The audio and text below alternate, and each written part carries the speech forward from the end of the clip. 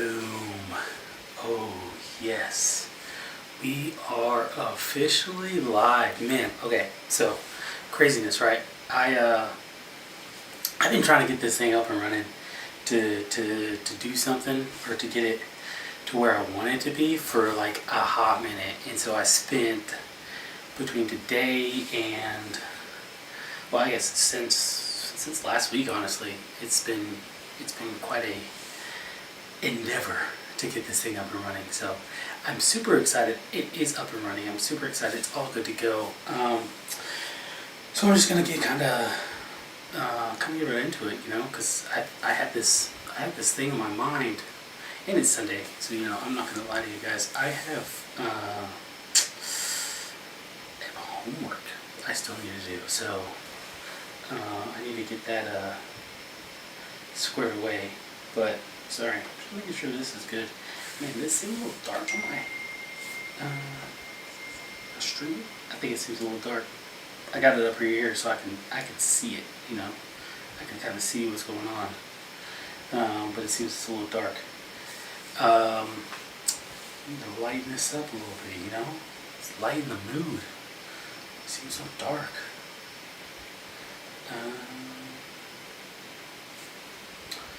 Let's see.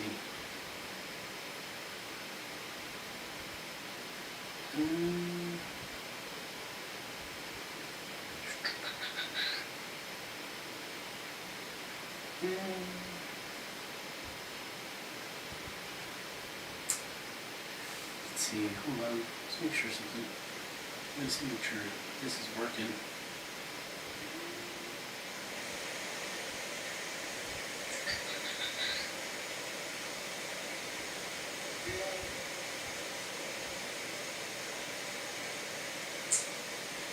Let's see, hold on, let's make sure something, let's make sure this is working. Ooh, okay, audio's not picking up through here. Where is it picking up as? Okay, I'm gonna send y'all back to the loading screen. I'll be right back. I gotta check something.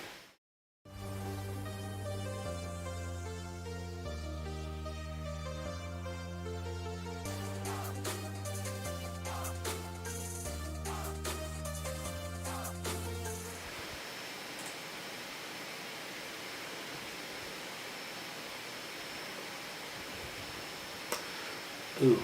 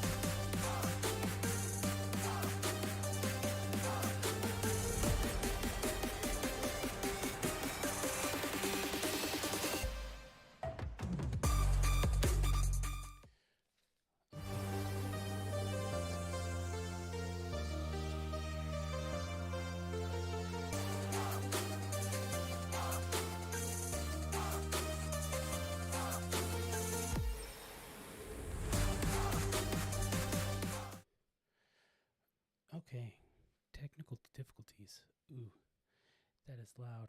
It's okay. There's an echo in my ear. I know you guys can't hear it, but just, well, let's make sure. Let's make sure you guys can hear it.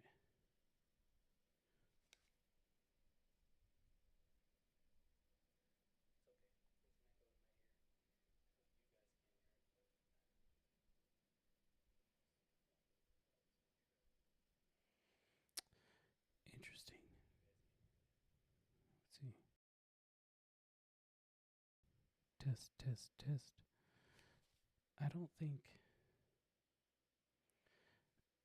it's picking up my mic.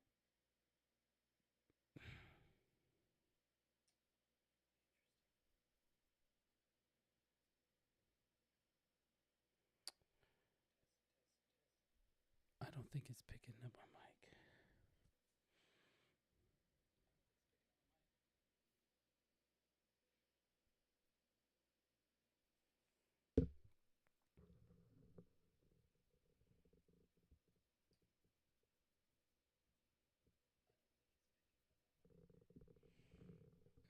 This is another failed freaking thing, man.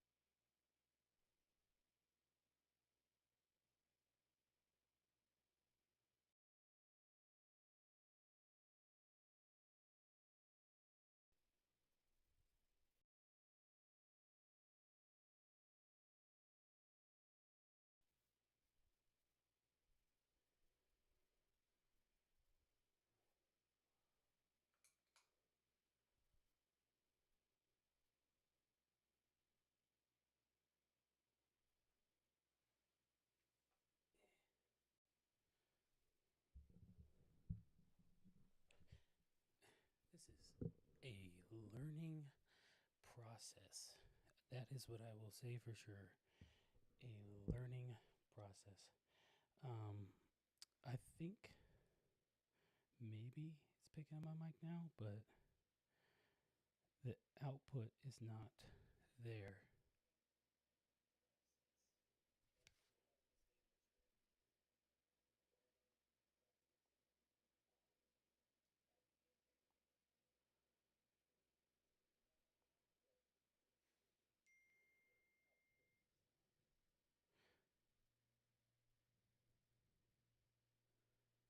I don't know. I don't know. I can hear myself really good through here. But what I can't do is hear myself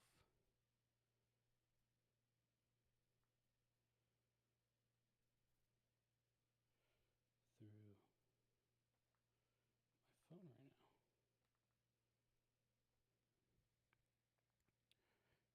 So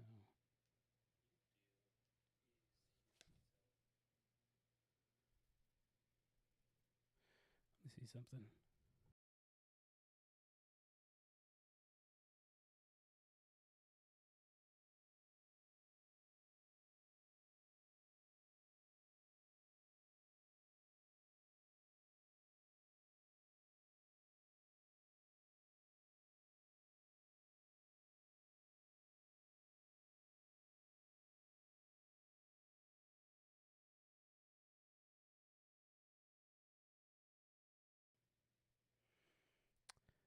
Okay, now I should be back unmuted and I should be good to go. I should be able to hear myself. Okay, now I should be back unmuted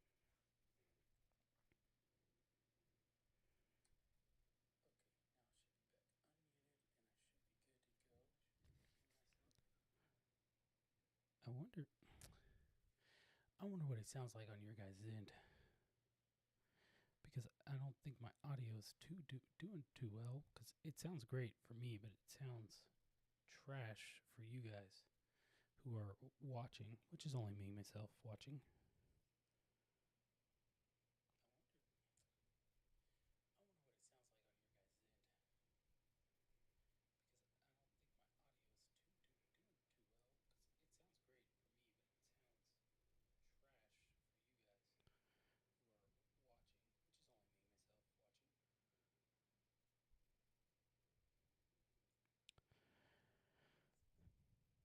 I don't know. I guess I don't know if that's what it normally sounds like.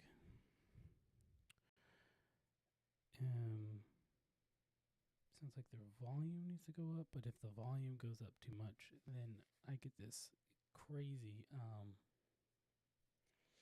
what's it called in my ear. So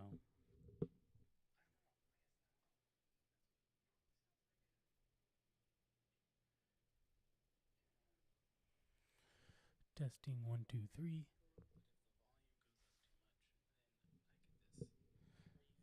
Testing. I'm gonna do something. I wanna talk about something. I just want to make sure this is okay before I do it. So I think that sounds a little bit better. Testing.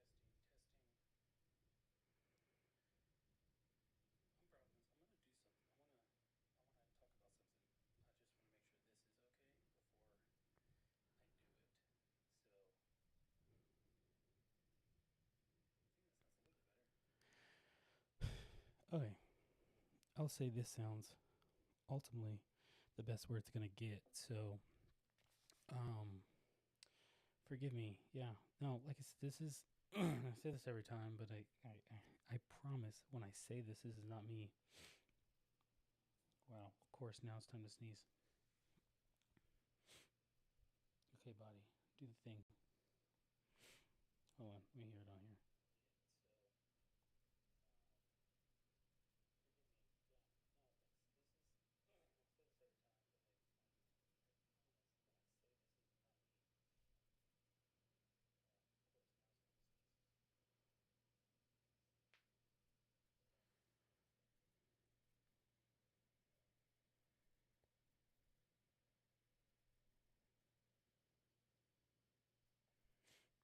Like I can hear myself really well. It's just the output to YouTube or whatever doesn't seem like it's coming out very well.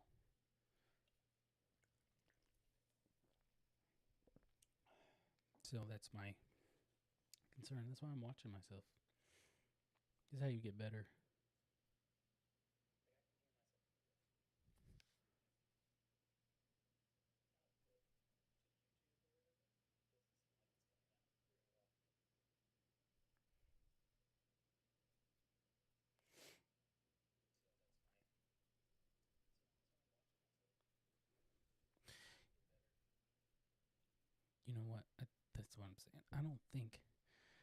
coming to this. It's freaking coming out of my mic. I'm monitoring myself really well, but it's not coming out of my mic.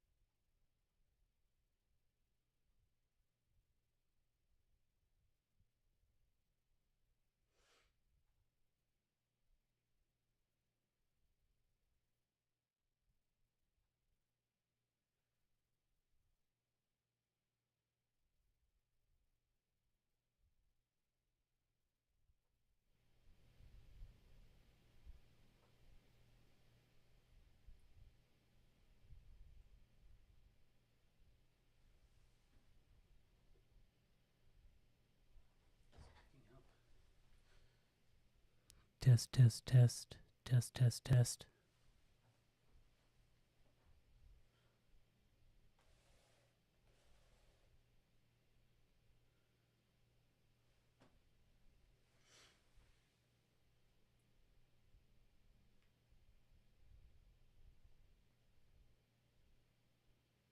Okay.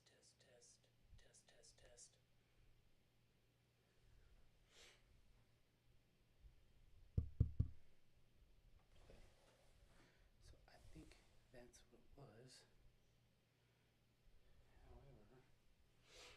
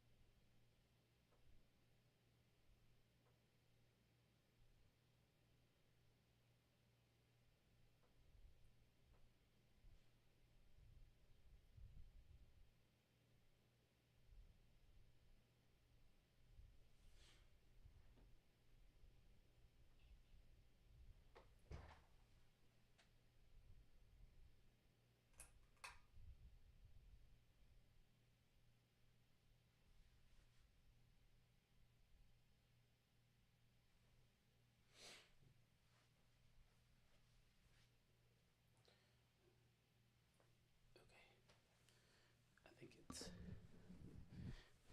picking up better. Because this is for y'all. So it's as I said, it's a learning process. So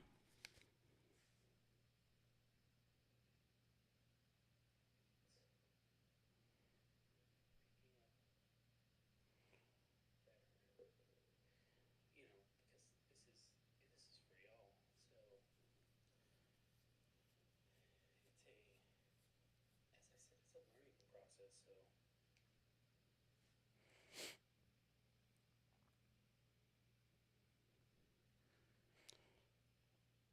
Okay, I'm gonna try one more thing, and then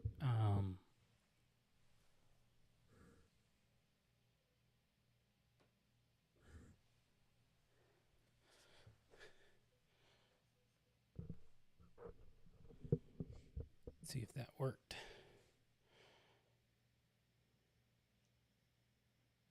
Okay, I'm gonna try one more thing, and then I think that worked, but I think you can hear the echo too. So I got the volume now, but I think you guys can hear an echo as well. I think that worked, but I think you can hear the echo too. So I got the volume now, but I think you guys can hear an echo as well. Maybe not. Maybe it's just in my ears, and it is what it is. Dang. All right, so I'm gonna try this. I'm gonna try this out, and then I might just I might have to try something else. You know, because I thought I pinned this down. It's weird. I had it all figured out because I figured out where the audio was coming from. I turned it down. Okay, my OCD is kicking in.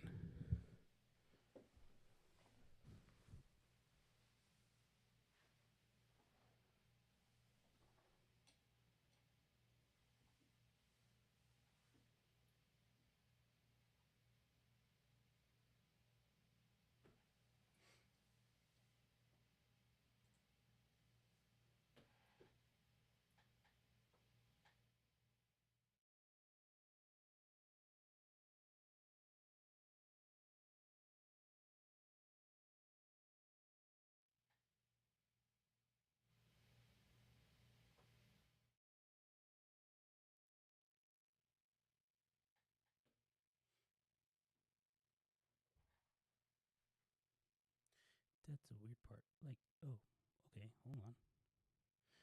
Now I don't hear the echo, but I wonder how well can you hear me?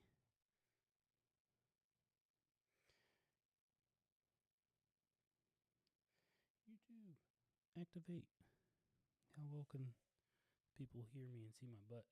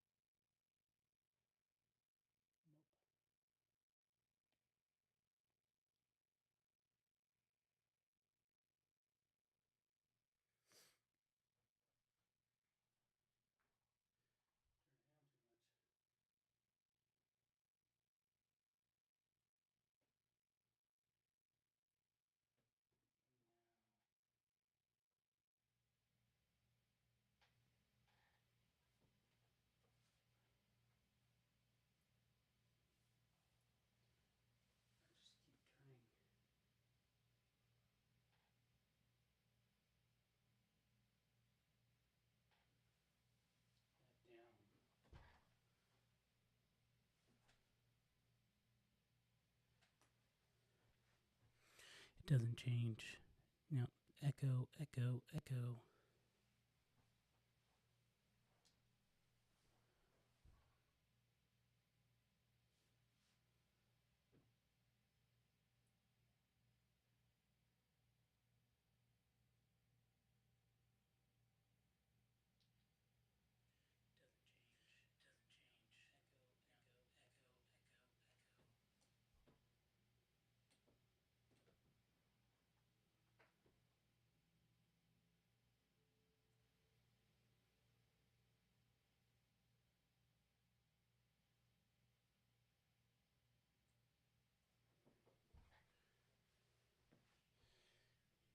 I'm trying to find a sweet spot, so bear with me, please. Trying to find a sweet spot.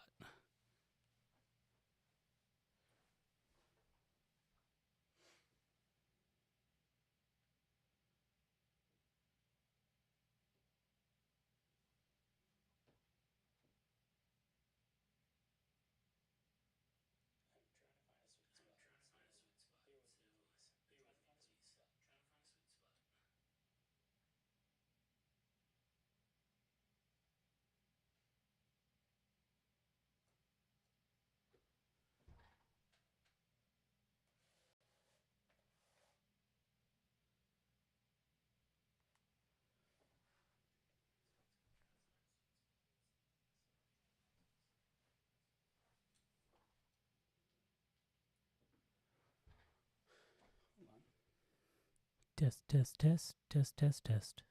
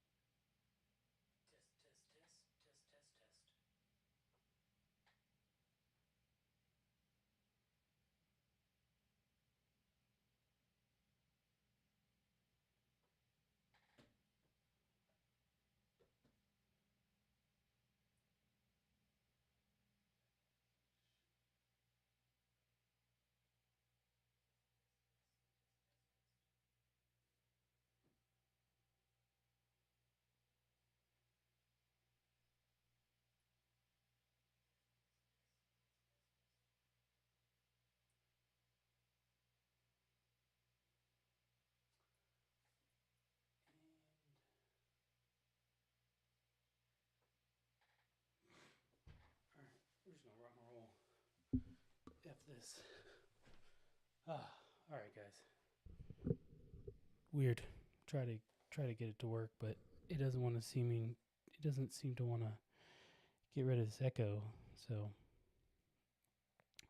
it's all good. It is all good in the neighborhood. Oh, where'd my check go? Hold on, I'm gonna see if I can hear myself. It's still trying to catch up on my phone. Alright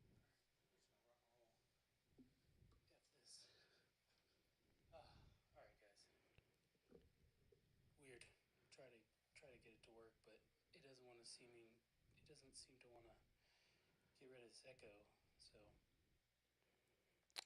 I'm gonna have to do some research. It is all good in the neighborhood. Where'd my check go? Okay. Well, so that seems to fix at least the output problem I was having, where it wasn't picking up on or how loud it was. Oops. So anyway, guys, hey, welcome to another episode of Mediocre Dads. I'm your host, Quan. I go by Q, and I am super late with that intro. No, I wanted to get on. I want to get on here live because I want to do live more. That is my intent. That's my goal. That's what I want to do, and I'm hoping to do. And so, and I want to do so many more things, right? Like, I have this ambition to start a clothing brand. So many more things to come. Had a heart to heart with my wife earlier today, and man, we were talking about how, so Father's Day's passed, and something that was weighing heavy on my mind was this,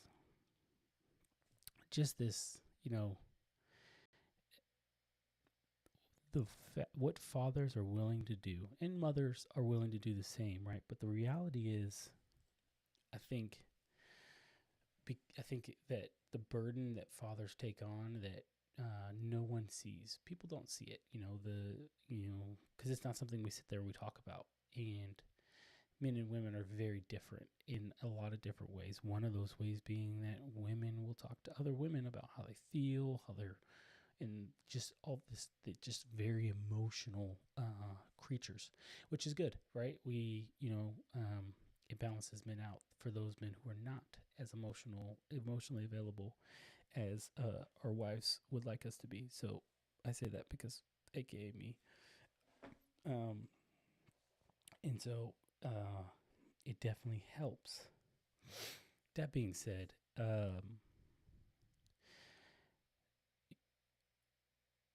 so many fathers carry this burden of waking up early in the morning and conquering the day. I wake up at 5 and I just really I fight this spirit of this, just to go back to bed. I do. I want to go back to bed every time. I want to go to sleep. I just want to almost curl up and just be like, all right, I'm done. I'm not trying to put any effort into this day. I just want to be done.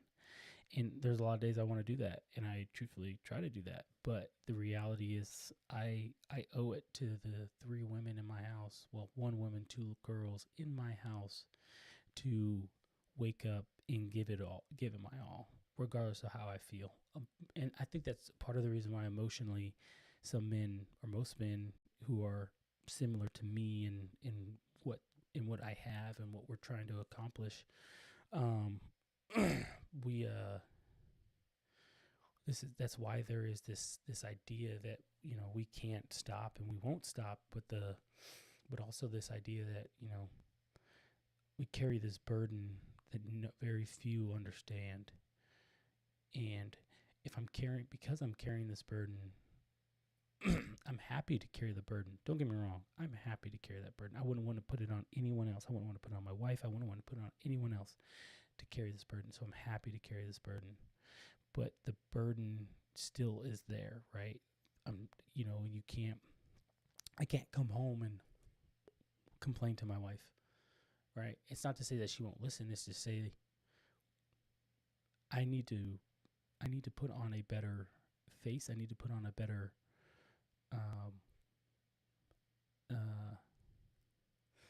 I need to be able to switch gears really quickly. So if you ever driven a manual car, it's very rare that if you're new to driving a manual car, you start in first gear. If you've been driving a manual car for some time, you're comfortable and able to start in second gear if need be from a complete stop. And that's just skill that you've acquired, and that's just grown and grown over time. That being said, why do I say that? Well, because there's no reason why you need to do that. Okay, there's no reason why you need to do that. But nonetheless, there's some people that would still do that, right? And so I bring that up in an analogy because when I come home from work, I can put it in first gear and gradually ride it a little bit, and then give it some gas, give it clutch, give it some gas, fully release off the clutch, fully press on the gas, and I'm going forward from first gear. But when I come home, similar but different role is expected of me. What I mean by that, so I'm a platoon sergeant. In a lot of ways, it's kind of like being a dad for these young men and women. Similar, but not the same, because they're not my kids. So I can't whoop these people. As much as sometimes I would love to whoop these people, I cannot whoop these people. What I can do, though, is try to talk to them and get to try to understand them the best way possible. Because man, oh man, does it just, sometimes they say things and you're just like, what? Why? What are you talking about right now? Like, what led you to this thought process right here? How did we get to this moment? It's one of those moments. It's legitimately 100% one of those moments. And so,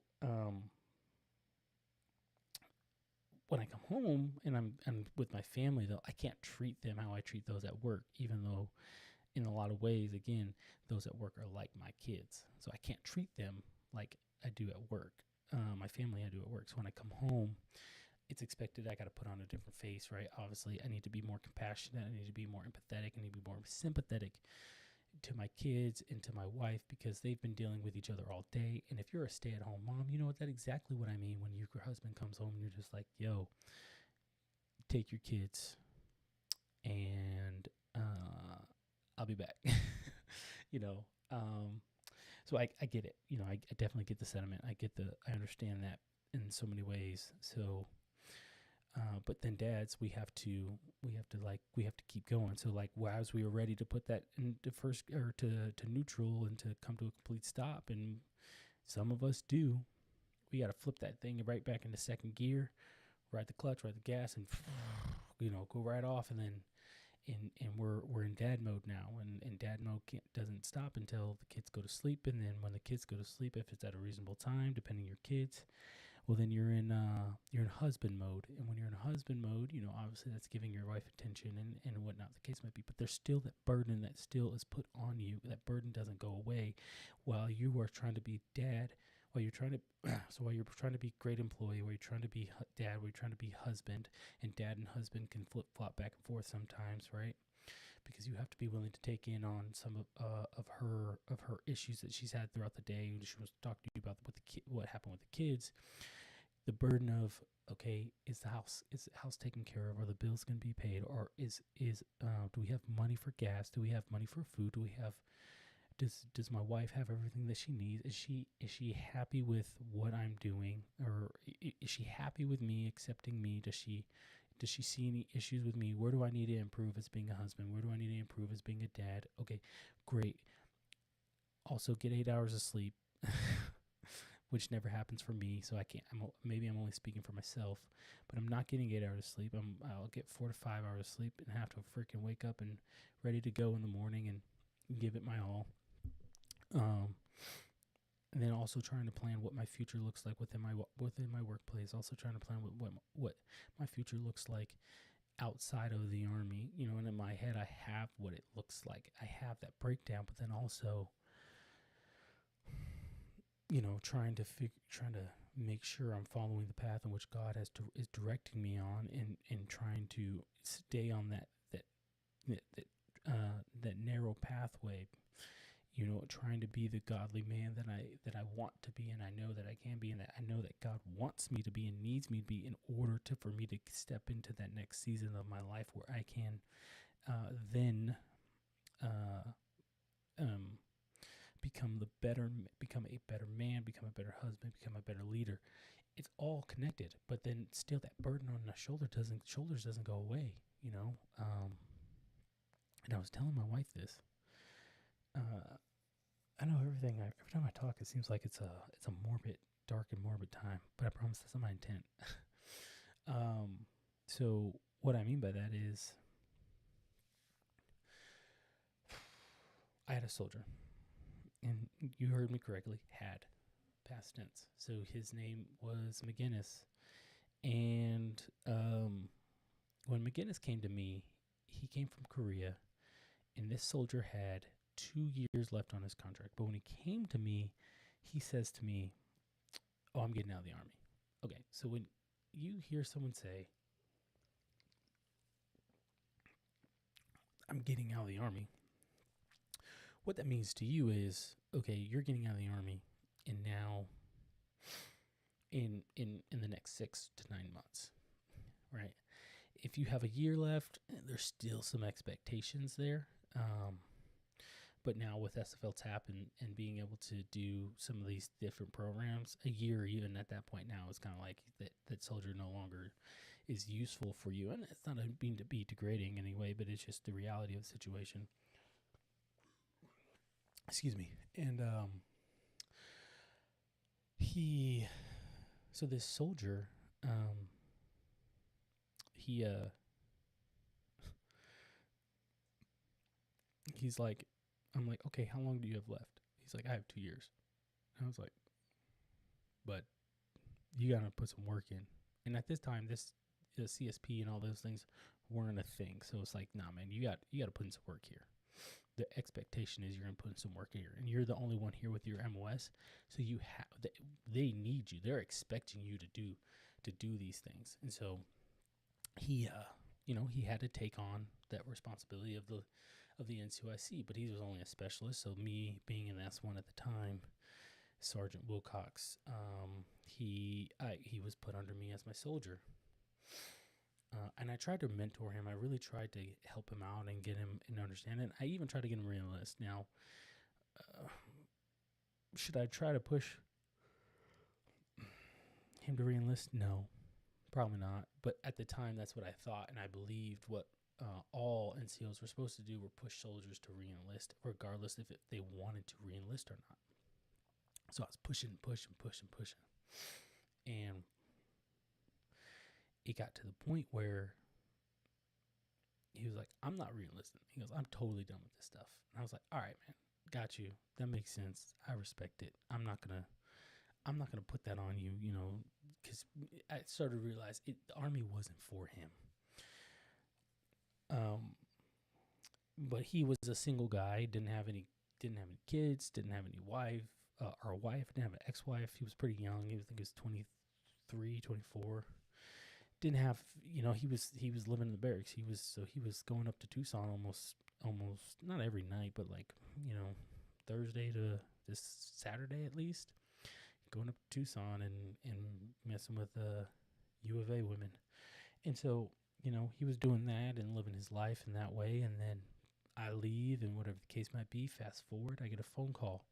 It says, hey, McGinnis re-enlisted. Oh, and catch this, he's married now, and he's having a kid. And I'm just like, what is going on? And me and the person who called me, we're kind of having a laugh at this, because it's like, this guy McGinnis, because he had the same issue. He was my OIC, so he understood who McGinnis was, and he understood the issues that came with that, because he even tried to talk to him. And it was just like, he re-enlisted, he's married, and he has a baby on the way. Like, all of these things that, like, McGinnis was like, this never happened to me, was happening, right? It was happening for him. And so I was like, dang, that's really hard. It's really tough. So I was like, congratulations to him. Obviously, I hope everything works out, whatever the case. Fast forward 2 or 3 months later, he took his own life. And I was upset, because I was like, I felt like I didn't do enough. I felt like I didn't talk to him enough. I felt like I was too worried about the moment and not worried about the potential future. I felt like I didn't help him by assisting him in where he needed to go, right? Where he could potentially be, right? He wanted this. He had this idea in his life for himself, but then, wanting to be married, wanting to have kids, wanting to making 6 figures, and at the time 6 figures was more than enough, especially within that area. Like, and he had the ability to do all of those things, very aspirational. But I just I didn't do enough to kind of help him prepare for when those things happen, because I didn't think they were going to happen so quickly for him. And so why I say all that, and why I say the burden, is because there are these young men today, especially today, these young men today, man, they're not prepared for what comes next in life. Meaning, everyone says, graduate high school, go to college, join the military, whatever the case might be. And then from there, go to off to the workforce, wherever that may be for you. But they don't really explain what that looks like afterwards. They don't really explain to you, and I say they, meaning the world or society, doesn't explain to you that getting into the workforce is not going to be as easy as they make it out to be. That getting into if you're in the military, right, that you're expected to grow up really fast. That when you get into the workforce, and if you were in a relationship in college and military, wherever you are in your life, that also means then now that you have to then take on what's it called, or you probably create a family, have kids, and then you have a family and these kids, and then next thing you know, a commitment in the military turns from 4 years to 8 years, because you're like, oh geez, I need to pay for these kids, and the military is going to do that for me. But no one prepares you for that. No one really prepares you for what that looks like. Everyone just kind of says, oh yeah, just when you do it, you're going to do it. And you're just like, okay, I guess. And it's kind of like, it's overwhelming for a lot of people. It can be very overwhelming, because you don't know what to do. You don't know what to expect. You didn't think that this would, when this happened, you thought you knew what was next, what would it come, how this would come out of, and how this would all work out. But no one has ever explained to you that when you have kids, how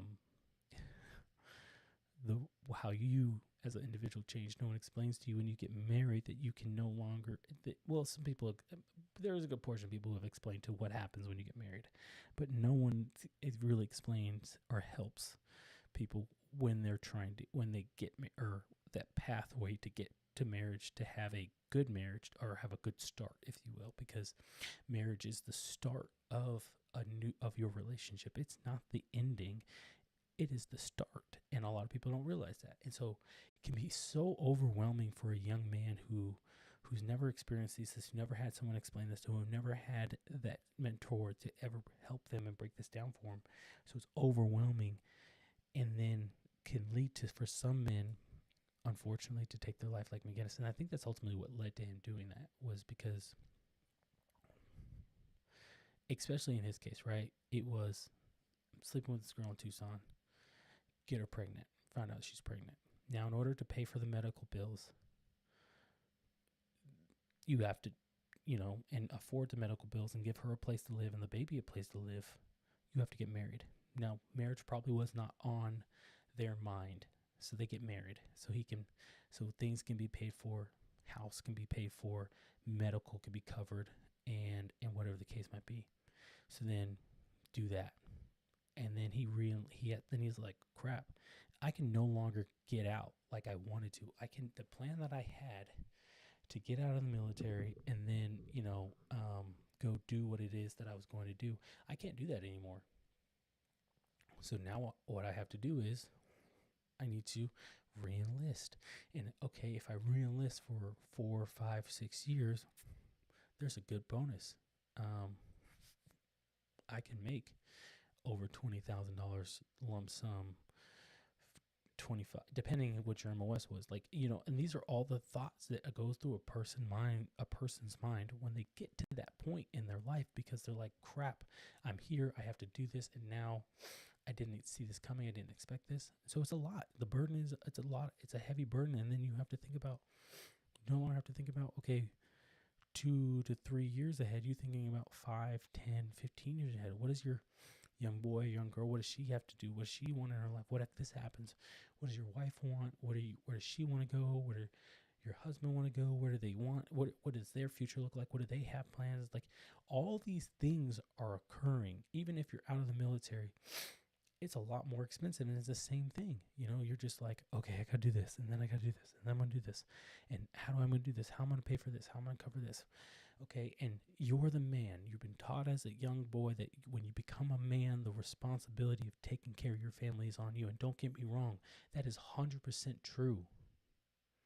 But no one's told you that even though you are the man, the responsibility of taking care of your family is on you. No one's ever told you that there are people who can support you and help you. Unless they have. Right? I don't ever remember my dad telling me, and this is not a hit on my dad by any means, but I don't remember my dad ever telling me, hey, when you get older, and you become a man and you're the head of your house, if you ever need anything, if you ever feel yourself getting to that moment where you can't handle the pressure anymore, give me a call. I've never had that conversation with the dad. And maybe it's because my dad didn't feel like I needed that. Kudos on me. But man, there were times I definitely needed that. Definitely needed a boost in morale, because I was down. I was down bad. And not in that point way where I was like ready to go, but I've been down bad. So, the burden on men is heavy. The burden on moms is heavy too. The burden on people, on as humans in this society, in the United States, whatever country you're from, in society, is a heavy burden. And so we have to realize that, wow, there's a burden on moms, there's a burden on dads. They're different burdens. And it's not to compare mom and dad's burden and say one is heavier than the other, right? Or one is greater than the other. But because I'm a man, I only lived as a man, I can tell you that my burden compared to my wife's is heavier. Now, some of it is self-inflicted. Others, it just comes with the territory of being a man and being the leader of my home. But it doesn't change the fact that men need to be trained and taught how to be mentally resilient, mentally tough, and physically strong and physically capable, but also knowledgeable. Man, we are teaching men. We are failing, actually. I don't almost say we're teaching. We're failing men in a lot of ways. I don't even know what that noise was.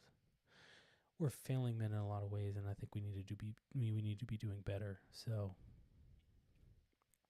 man,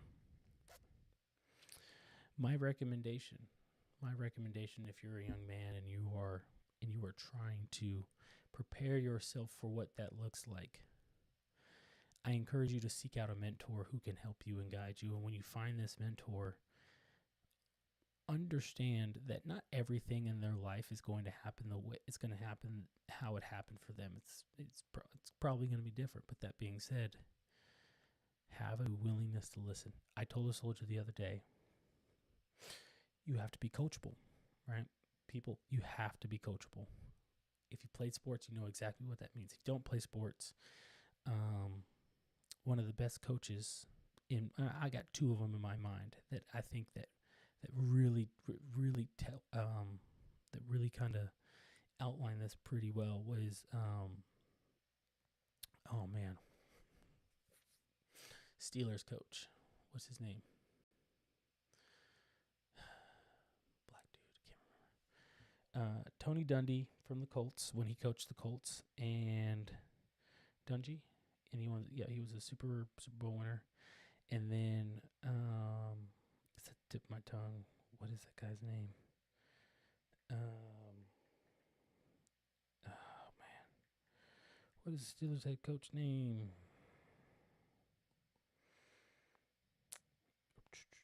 Mike Tomlin. Right, there we go. Mike Tomlin. They really exude this, and they really explain this, and they break this down really well of what it means to be coachable. I'm sure there's other coaches that do it as well. Phil Jackson being coachable, but I told him, I was like, you got to be coachable. But I said on the flip side of that, right? Because now I still need to be coachable, but now I'm also considered a coach, if you will. So I have to be able to coach. And what I mean by that is I have to be able to relay the information in a way that's receivable, right? And understandable and reasonable for you to be able to execute. So what do I mean by that? So you have, if you ever play football, you know that coach, that assistant coach, probably like the offensive line coach, defensive line coach, or whatever, the defense coordinator, whatever the coach, right?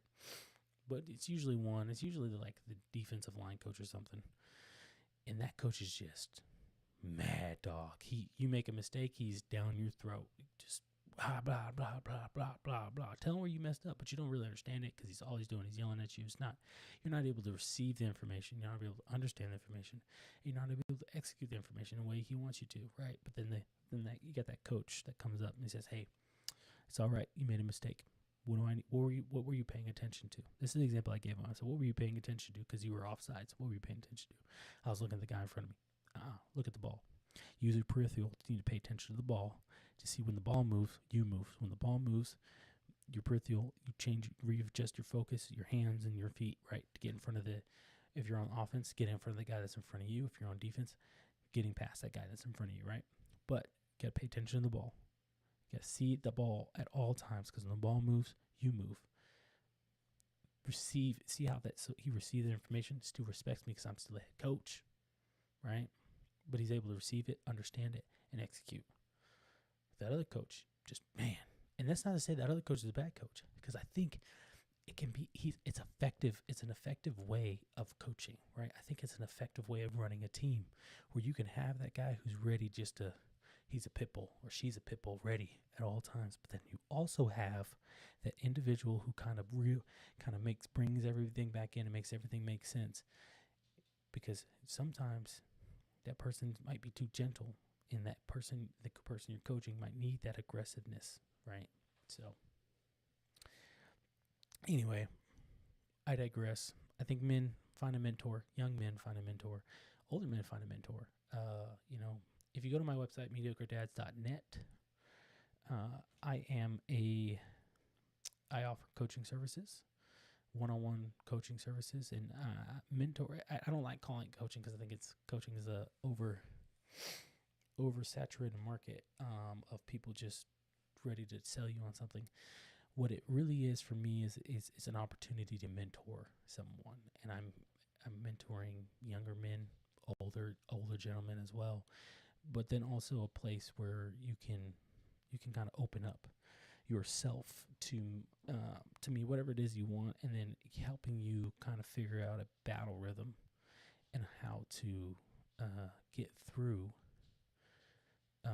whatever it is you're struggling with, or whatever it is you need mentorship or guidance on. So check out my website, mediocredads.net, and you can look it up and kind of reach out and figure out which services you need. If there's something on there that it doesn't really fit and you want something more specific, please send me an email, mediocredads2@gmail.com.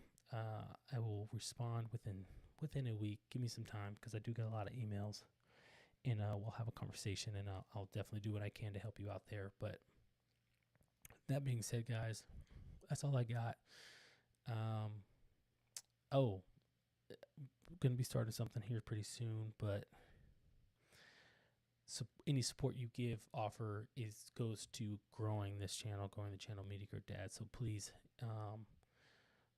anything y'all, $1, $5.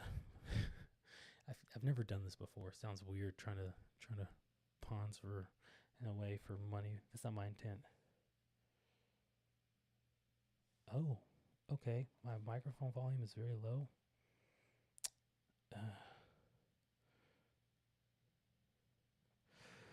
I wonder how long that's been on there.